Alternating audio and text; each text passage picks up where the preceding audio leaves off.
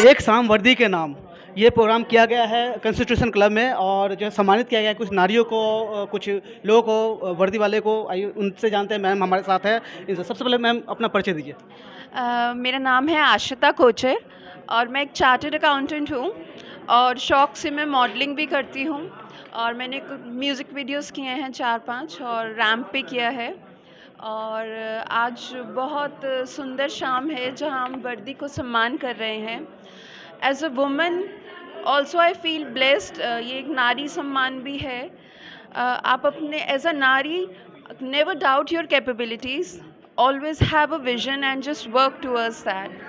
कभी भी किसी को मौका मत दीजिए अपने आप को नीचे गिराने के लिए। हमेशा अपने कॉन्फिडेंस पे, अपने सेल्फ वर्थ पे अपना हमेशा be confident and work towards your self. कई सारे मॉडलिंग भी करी है, चार्टर्ड अकाउंटेंट भी है, मतलब कई सारे उस फील्ड में है, प्रोफेशनल में है। आगे का फ्यूचर प्लान क्या है आपका? फ्यूचर प्लान तो ये जो भी करूँ अच्छा करूँ, अपने देश का, अपने माँ बाप का नाम रोशन करूँ। कुछ ऐसा ना करूँ जिससे मुझे खुद शर्मिंदगी होनी पड़े। अच्छा काम करूँ। अच्छा काम हर एक का मकसद होता है, हर एक का सोच होता है कि मैं अच्छा करूँ। लाइन कौन सा चुनेंगे आप, मतलब मॉडलिंग, चार्टर्ड अकाउंटेंट या मतलब कुछ किस टाइप? दोनों चीज़ कर रही हूँ मैं साथ में। अगर भविष्य में कुछ लाइन मिला कि जो है फिल्म में काम करने का, तो हाँ, वो भी है पाइपलाइन में, पंजाबी फिल्म है। आपने किया है पहले काम? नहीं, अभी I am about to do. एक शाम वर्दी के नाम यहाँ पे सम्मानित किया गया है कुछ लोग हैं और जो है सबसे बड़ी बात है कि जो है हैंडीक्राफ्ट है इनसे मैं राष्ट्रीय दिव्यांग सेना का राष्ट्रीय अध्यक्ष वासुदेव बादल। आज शाम वर्दी का नाम पर जो प्रोग्राम हुई थी, मुझे वहाँ गेस्ट हिसाब से बुलाए थे और मैं धन्यवाद देता हूँ यहाँ जो भी ये NGO प्रोग्राम करा रहे।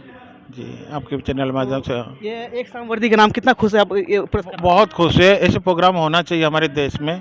एक वर्दी है जो कि हमारे देश के लिए, इसका एक बॉर्डर में हो, प्रदेश में है, गांव में है, शहर में, ये वर्दी विभिन्न रूप लेके हमारी सुरक्षा करती है। सबसे बड़ी बात कि ये नारी सम्मान, ये वर्दी रूप में जो नारी शक्ति हमारी सेवा करते हैं, हमारे देश की सेवा करते हैं, हमारी सुरक्षा करते हैं, उनको मैं धन्यवाद देने के लिए आया हूँ इस हालत पर। मुझे बहुत अच्छा लगा आज की शाम वर्दी के नाम कार्यक्रम देख करके।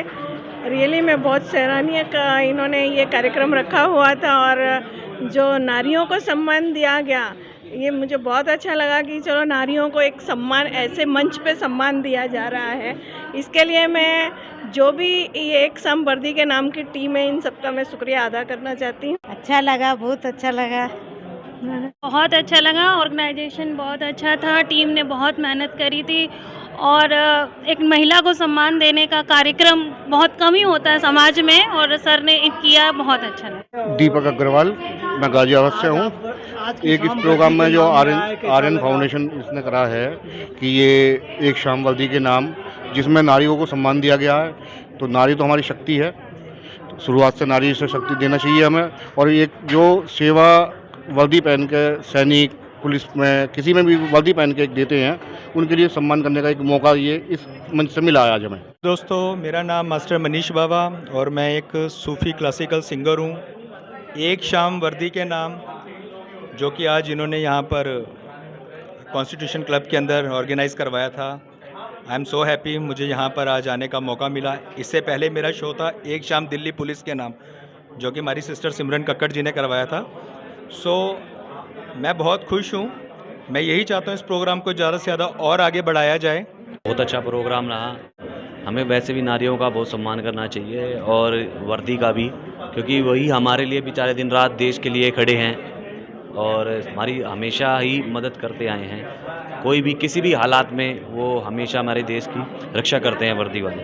पर वर्दी जो है वो हर व्यक्ति नहीं पहन पाता और वर्दी का जो सम्मान होता है हमारे देश के अंदर, जिस वर्दी का हम सम्मान करते हैं, वो वर्दी पुलिस की हो, डॉक्टर की हो या MCD कर्मचारी की हो, तो वर्दी का सम्मान हमेशा हमें करना चाहिए और करते रहना चाहिए। कर रही हूँ कि पहली बार मैं ऐसी जगह आई हूँ। अवार्ड्स तो मेरे को 168 से ऊपर मिल चुके हैं, पर ऐसे प्रोग्राम में मैं फ़र्स्ट टाइम आई हूँ जो अपने देश के लिए कुर्बानी देते, दिन रात धूप छाए जैसे भी हो, बर्फ़ में कहीं भी हो, मतलब हर वक्त तैयार रहते हैं। हाय, आई एम आशिता कोचर कहाँ से हैं आशिता जी? I am from Delhi. I am feeling very happy and very blessed to be a part of this beautiful evening. First of all, एक तो जो हमारे देश की रक्षा करते हैं हम उनको सम्मान कर रहे हैं यहाँ पे, और दूसरी जो सबसे बलवान और सबसे शक्तिशाली औरत है हम उसका सम्मान यहाँ कर रहे हैं। तो ये बहुत ही खूबसूरत शाम है जहाँ पे सबको सम्मानित किया जा रहा है। और मैं प्रोफेशन से चार्टर्ड अकाउंटेंट हूँ और पैशन से मॉडलिंग और एक्टिंग भी करती हूँ। अभी मैंने म्यूज़िक वीडियोस किए हैं, 3-4 म्यूज़िक वीडियोस किए हैं और आगे पंजाबी मूवीज़ करने का मेरा इरादा है। इसके माध्यम से मैं यही कहना चाहूँगी, जो आज की हमारी शाम है और जो आज थीम है, हमें we should do more movies to promote women empowerment. जो औरतों का नज़रिया, जो औरत फेस कर रही हैं आज के ज़माने में, हर फील्ड में वो आगे है, ऐसा कुछ नहीं है जो वो नहीं कर सकती। never doubt your capabilities, never let anyone put you down, just keep self confidence and just keep moving towards your goal. This is what I think. Have faith on yourself and just keep working. Thank you. मेरा नाम राजशेखर है और मैं as a actor हूँ मैं, और south India में मैं आता रहता हूँ, काफ़ी सीरियल किए हैं मैंने, और एज ए मैं सोशल वर्कर भी हूँ। और जो NGO है ह्यूमन वेलफेयर फोरम, उसका मैं एज ए डायरेक्टर हूँ। तो काफ़ी टाइम से हम लोग सोशल काम करते हैं, और कोविड से पहले मैं मुंबई में रहता था, अब दिल्ली में हम लोग काम कर रहे हैं गरीब बच्चों के लिए, और यही चलता रहता है। और गरीब बच्चों को हम एजुकेशन और मेडिकल देने की हम लोग कोशिश करते हैं। आज जो सम्मान मिला उससे कितना खुश हैं आप? सम्मान का नाम तो बहुत बड़ा नाम है, और सम्मान का शब्द सुनना ही बहुत बड़ी बात है, और बहुत अच्छा गौरव महसूस कर रहे हैं अपने आप को यहाँ आकर, और बहुत अच्छा लगा है। धन्यवाद सर, टीवी न्यूज़ से बात के लिए, सभी चैनल से बात करने के लिए। आपको भगवान करे आपके जीवन में आगे बढ़े और भी फिल्में करें आप। चलिए, thank you, thanks a lot, many thanks a lot आप सबको, और आप सबको भी बहुत बहुत धन्यवाद आपका। नारियों का तो हमारे देश में सदियों से सम्मान होता आया था, लेकिन पीछे कुछ वर्षों में हमने देखा कि उस सम्मान में थोड़ी सी गिरावट हुई है। नारी वो गुरु है जो टूटे हुए कमीज के बटन से लेकर, जब इंसान का हौसला टूटता है तो उसको भी जोड़ देती है, उसकी भी वो जो है पकड़ बना देती है।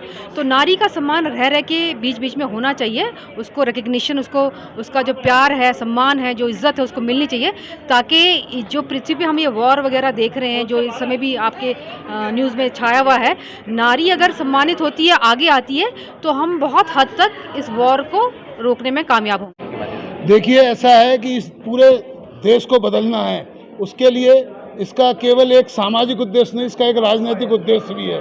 हम एक ऐसा मूवमेंट शुरू करने जा रहे हैं पूरे देश के अंदर, और इस दिल्ली के अंदर MCD में हम 50% महिलाओं को और बाकी आधे में आधो वर्दी वालों को और बाकी लोगों को लड़ाएंगे।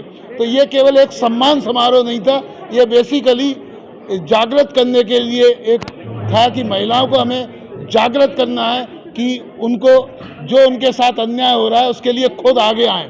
और वर्दी वालों को इसलिए, वर्दी वाले में 2 वर्दी वाले थे, आर्मी वालों को भी हमने सम्मानित किया और पुलिस वालों को भी किया। हालांकि पुलिस पे इल्ज़ाम लगता है कि वो ही महिलाओं के साथ बदतमीजी करते हैं, लेकिन हमने उनको भी समझाने की कोशिश की कि नारी का सम्मान हर वर्दी वाले को करना पड़ेगा अगर वर्दी की इज्जत बरकरार रखनी है। साथ ही हमने यहाँ पे जो वर्दी में जो ऑटो वाले हैं उनका भी हमने सम्मान किया, वर्दी के अंदर डॉक्टर्स भी होते हैं उनका भी सम्मान किया। राजनीतिक जो दलदल है उसमें उतर के जो गंदगी है उसको बिना उतरे साफ नहीं किया जा सकता।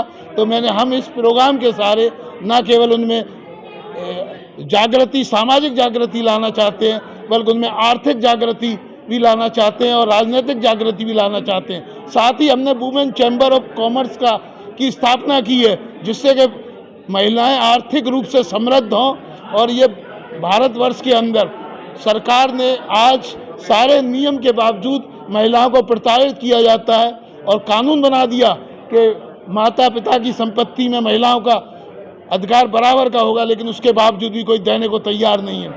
साथ ही ऐसे ऐसे कानून बने हैं कि महिलाओं के साथ कोई सेक्सुअल हरासमेंट होता है तो तुरंत FIR हो, रेप की है, लेकिन प्रैक्टिकली में FIR भी नहीं लिखी जाती। तो हमें पुलिस वालों से भी ये कहना है कि डिजिटल मोबाइल पे FIR लिखी जानी चाहिए, उसके लिए भी हम आंदोलन कर रहे हैं। और ये सम्मान के साथ साथ जो हर फील्ड में महिलाएं थी उनका सम्मान भी किया गया, साथ ही उनको एक जागृति देके एक उनको इस तरह से उत्साहित किया गया कि वो राजनीति में भी आए। ये कि आने वाले एमसीडी चुनाव में हाँ, आप कई लोगों को चुनाव में उतारेंगे, तो क्या आपकी राजनीति पार्टी है ये? देखिए ऐसा है कि मेरी राजनीतिक पार्टी है लिबरल पार्टी ऑफ इंडिया, और मैं अभी राजनाथ सिंह के लड़के के खिलाफ नोएडा से इलेक्शन लड़ा था।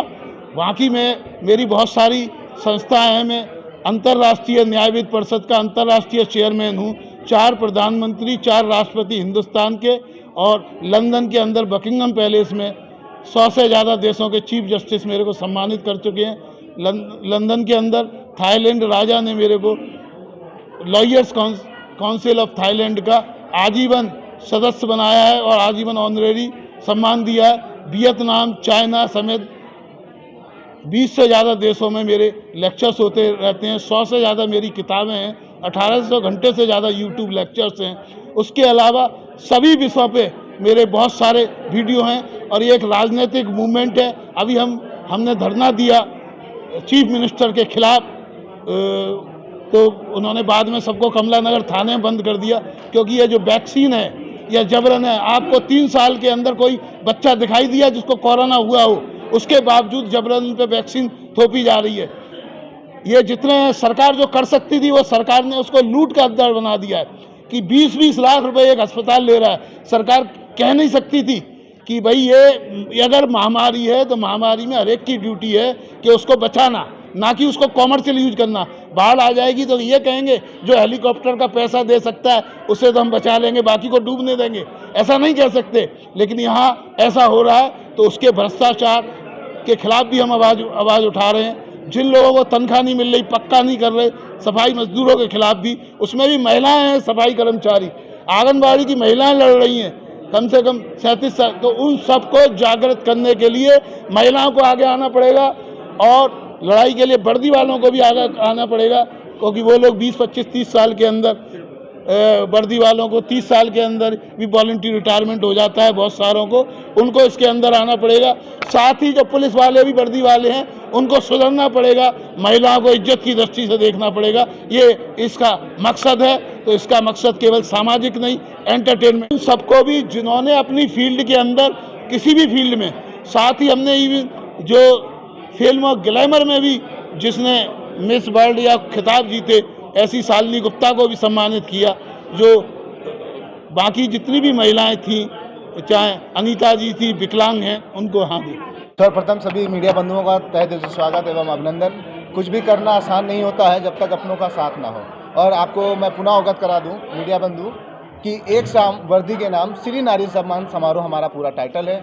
जैसा कि आपको बताते हुए मुझे बहुत खुशी हो रही है, पिछली साल ये कार्यक्रम मैंने बॉम्बे में किया था 16 मार्च को, और काफ़ी सफल रहा था, जिसमें 25 से ज़्यादा सिलेबस आए हुए थे। और मैं तहे दिल से शुक्रिया अदा करना चाहूँगा ध्रुव अग्रवाल जी का, बीके सिंह जी का, आयशा जी का, दीपक जी का। बहुत से ऐसे व्यक्ति विशेष हैं, सौरभ जी, प्रवीण जी और नवीन भाई, बहुत से लोग हैं। और स्पेशल थैंक्स फॉर राजकुंद्रा जी। कहते हैं कि जब आपके तारे गर्दिश में हों, उस समय अगर कोई साथ दे दे, सहारा बन जाए, तो मुझे लगता है कि अगर जब तक आपका जीवन रहेगा, वो प्रिय व्यक्ति आपके हृदय में सदैव स्थान बना के रखेगा। और आप सभी मीडिया बंधुओं का तहे दिल से परिवर्तन होता है। अगर आपके कार्यक्रम के माध्यम से अगर 10% भी युवा पीढ़ी सुधर गए, बदल गए और देश के प्रति समर्पण करना शुरू कर दिया, तो आपका कार्यक्रम हिट हो जाएगा। और राज जी जो काबिलियत पैदा करी अपने लिए, उन्हें उसका सम्मान मिला, ताकि हम लोगों में और सब में एक प्रेरणा मिली उन सब लोगों को। इसलिए मैं आर्यन भाई का, ध्रुव जी का शुक्रिया करता हूँ। बहुत अच्छा लगा, और बहुत अच्छा होना ही था, क्योंकि इसमें इतनी मेहनत से इन्होंने तैयारी की थी, और जगह जगह से, स्लम एरियो से, गरीबी से, हर जगह से एक एक बंदा खोज के निकाला। इन्होंने इसमें पूरी मेहनत से काम किया, पूरी ईमानदारी से काम किया। और जैसे कि हमारे हाँ, मैं भी एजुकेशन के लिए वर्क कर रही हूँ।